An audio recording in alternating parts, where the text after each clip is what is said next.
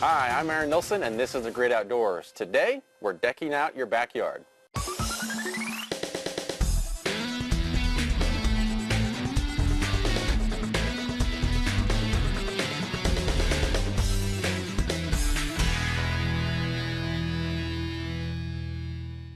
In this edition, we met up with general contractor David Dobrin with Dobrin Construction. David says he works on everything from foundations, building houses, and decks. The decks are good because you have less grass to cut, for one. For two, they add to the beauty of the area. If you have a spa that's a cedar spa, you would like it to match up with a redwood deck. David says using redwood in your backyard has several advantages. He says it saves money because it will cover more ground than composite type, even 2/3 cheaper than composite. It also is more environmentally friendly because it requires less energy to produce and stores a lot of carbon. It is very renewable, unlike composites, concrete. Once it's there, and there's no recycling back into the earth. David says the redwood is pretty and can keep its color if it's maintained.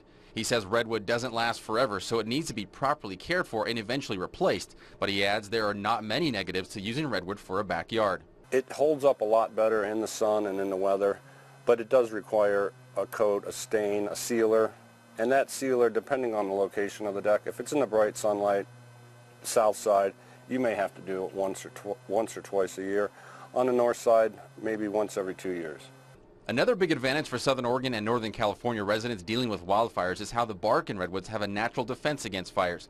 The California Redwood Association says tests by several laboratories show redwood decking meets wildland fire standards. Other advantages to using redwood, David says, is it will help keep the termites and other bugs away. There's a tannin in the product or in the tree itself that deters pests such as termites, beetles, and it also has been used as ground contact before the pressure treated was come out. So a lot of the posts back in the day were set with redwood posts due to the fact that they have that chemical in them that resists the bugs and pretty much a lot of rot. And anyone with a garden can use them for planter boxes to keep chemicals away from their crops. Raised planter boxes work good because you're not using a chemical treated wood to grow your garden.